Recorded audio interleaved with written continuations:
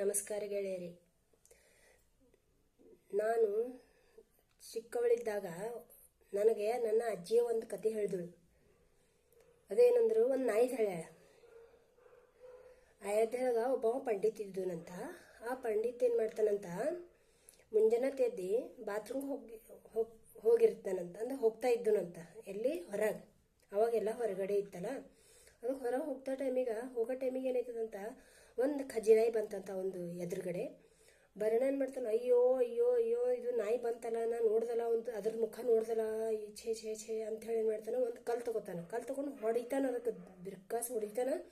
ಹೊಡೆನ ಅದಕ್ಕೆ ಹತ್ತಿ ರಕ್ತ ರಕ್ತ ರಕ್ತ ಬರ್ತಾ ಇರ್ತದ. ಅದು ಅಳ್ಕೊತ ಕೂಡ್ತದಂತ. ಅಳ್ಕೊತ ಕೂಡೋಣ ಅದೇನು ವಿಚಾರ ಮಾಡ್ತದಂತ ನಾಯಿ, ನಾ ಏನೂ ಮಾಡಲ್ದೆ ಅವ ಯಾಕೆ ಹೊಡೆದು ನನಗೆ, ನಾ ಈಗ ಇವನಿಗೆ ನಾನು ಯಾಕೆ ಕೇಳಲೇಬೇಕಾಯ್ತದ ಅಂತ ಕೇಳ್ತಾನೆ. ವಿಚಾರ ಮಾಡೋಣ. ಅಲ್ಲಿಂದ ಜನರಿಗೆ ಹೇಳ್ತದ ಅದು ನಾಯಿ. ಏನು ಹೇಳ್ತದ ಅಂದ್ರೆ, ಅವ ಸುಮ್ಮನೆ ನನಗೆ ಹೊಡೆದಾನ, ಆ ರಾಮರಾಜನ ಬಲ್ಲಿ ನಾವು ತೊಗೊಂಡು ಹೋಗ್ರಿ, ನಂಗೆ ನ್ಯಾಯ ಬೇಕಾಗ್ಯದ ಅಂತದದು. ಅನ್ನೇ ಯಾಕಾಗಲ್ಲಪ್ಪ, ನಡಿ ತೊಗೊಂಡು ಹೋಗ್ತೀವಿ ಅಂತಂತ ತೊಗೊಂಡು ಹೋಗ್ತಾರೆ ಅವರು. ತೊಗೊಂಡು ಹೋಗೋಣ ರಾಮಗೆ ಏನು ಕೇಳ್ತದದು, ನೋಡ್ರಿ ರಾಜರೇ, ನಾನಾರ ನಡೆದಿದ್ದ ನನ್ನ ಪಾಡಿಗೆ ನಾನು ನಡೆದೀನಿ, ಅವನಿಗೆ ಏನು ಮಾಡಿಲ್ಲ, ಅವ ನನಗೆ ಕಲ್ಲು ತೊಗೊಂಡು ಹೊಡೆದಾನ ಅಂತಂದ್ರೆ ನಂದು ಏನು ತಪ್ಪಾಗ್ಯದಂತ ನನಗೆ ಹೊಡೆದನು ಅಂತ ಕೇಳೋಣ.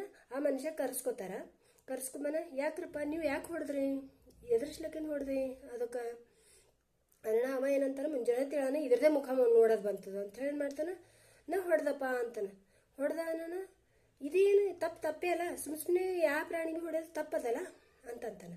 ಅಣ್ಣ ಮತ್ತು ಅದು ನಾಯಿ ಏನಂತದ, ನಂಗೆ ನ್ಯಾಯ ಬೇಕು, ಅವನಿಗೆ ಶಿಕ್ಷೆ ಆಗಲೇಬೇಕು, ನನ್ನ ಪ್ಲೇಣಿ ನನಗೆ ಅವ ಹೆಂಗೆ ಹೊಡೆದಾನಲ್ಲ ಹಾಗೆ ಶಿಕ್ಷೆ ಆಗ್ಬೇಕು ಅವನಿಗೆ ಭೀ. ಹಂಗನ ಏನು ಶಿಕ್ಷೆ ಕೊಡ್ಬೇಕಪ್ಪ ಹೇಳು ನೀನೇ ಅಂತಾನ. ಅವ ಏನಂತಾನ, ಒಂದು ಗುಡಿದು ಪೂಜಾರಿ ಮಾಡ್ರಿ ಅಂತಂದ್ರೆ, ಇದೇನು ಶಿಕ್ಷೆ ಆಯ್ತಪ್ಪ ನಿಂದು, ನೀ ಏನು ವಿಚಾರ ಮಾಡಿ ಹೇಳ್ತಿದ್ದಿ ಅಂತಂದ್ರೆ, ಅವ ಏನಂತಾನ, ನಾ ಹೋದ ಜನ್ಮದಾಗ ಒಂದು ಗುಡಿದು ಪೂಜಾರಿ ಇದ್ದ, ನನಗೇನು ದಕ್ಷಿಣ ಸಿಗ್ತದ ಅಷ್ಟು ನನಗೆ ಸಾಕಾಗ್ತಿದ್ದಿಲ್ಲ ಎಲ್ಲಿ ಸಂಸಾರಕ್ಕೆ. ಅದ್ರಸ್ಲಾಗ ದೇವ್ರದ್ದು ಸುದ್ದ ನಾ ಥೋಡೆ ತೊಗೊಂಡು ಹೋಗ್ತಿದ್ದ. ಆ ದೇವ್ರದ್ದು ಕಳ್ಳು ಮಾಡಿ ತೊಗೊಂಡು ಸಲಕಿಂದ ಈ ಜನ್ಮ ಬಂದದ್ದು ನನಗೆ. ಅದ್ರಸ್ಲೇಕೆ ಈಗ ಅವನಿಗೆ ಭೀ ನಾ ಪೂಜಾರಿ ಕೊಟ್ಟೆವು ಅಂತಂದ್ರೆ ಅವ ಭೀ ತೊಗೊಂಡು ಹೋಗ್ತಾನೆ. ಯಾಕಂದ್ರೆ ಸಂಸಾರ ನಡೆಸ್ಲಾಕ ತೊಗೊಂಡು ಹೋಗ್ಲೇಬೇಕಾಯ್ತದ. ಅದೇ ಜನ್ಮ ಇವನಿಗೆ ಮುಂದೆ ಬರ್ತದ. ಇವನಿಗೆ ಭೀ ಯಾರು ಹೊಡಿತಾರೆ ಅಂತದ. ಆಯ್ತು ಅಂಥೇಳಿ ಏನು ಮಾಡ್ತಾರೆ, ನಾ ಅಜ್ಜಿ ಕೇಳ್ದೆ, ಹಂಗೆ ಯಾಕಾಯ್ತಪ್ಪ, ಹ್ಯಾಂಗಾಯ್ತು ಅಂತಂದ್ರೆ, ನಂಗೆ ಹಿಂಗೆ ತಿಳಿತು, ಅವ ನಾಯಿ ಹೊಡಿಲಿಲ್ಲ ಅಂದ್ರೆ ಏನೂ ಆಯ್ತಿದ್ದಿಲ್ಲ ಅಲ್ಲ.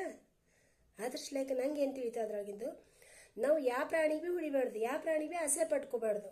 ಪ್ರಾಣಿ ಆಗಲಿ ಪಕ್ಷಿ ಆಗಲಿ ಎಲ್ಲರಿಗ ಬದುಕ ಹಕ್ಕಿರ್ತದೆ, ಎಲ್ಲರೂ ಓಡಾಡೋ ಹಕ್ಕಿರ್ತದೆ. ಅದ್ರಸ್ಲಾಕ ಯಾರಿಗೂ ಹೊಡೆಲ್ದ್ರೆ ಏನೂ ಸಮಸ್ಯೆನೇ ಬರಲ್ಲ, ಎಲ್ಲರಿಗೂ ಪ್ರೀತಿನೇ ಮಾಡ್ಬೇಕಲ್ಲ. ಮನುಷ್ಯ ಒಂದೇ ಪ್ರಾಣಿ ಅದಲ್ಲ, ಮಾತಾಡೋದು, ವಿಚಾರ ಮಾಡೋದು, ಎಲ್ಲ ಮಾಡೋದು, ಎಲ್ಲಕ್ಕ ವಿಚಾರ ಮಾಡಿ ಎಲ್ಲಕ್ಕ ಚಲೋ ನೋಡ್ಕೊಂಬೋದು ಮನುಷ್ಯನ ಬಲ್ಲಿ ಅದಲ್ಲ. ಮತ್ತು ಯಾವ ಪ್ರಾಣಿ ಭೀ ಮಾಡೋಕ್ಕಾಗಲ್ಲಲ್ಲ. ಅದ್ರಸ್ಲೇಕ ನಂಗೆ ಇದು ತಿಳಿತು ಈ ಕಥೆದಿಂದ, ಯಾರಿಗೆ ಭೀ ನಾವು ಹಿಂಸೆ ಕೊಡಬಾರ್ದು ಅಂಥೇಳಿ ತಿಳಿತು ನನಗೆ. ನಿಮಗೇನು ತಿಳಿತು ನನಗೆ ಹೇಳ್ರಿ ಕಮೆಂಟ್ದಾಗ. ನಮಸ್ಕಾರ.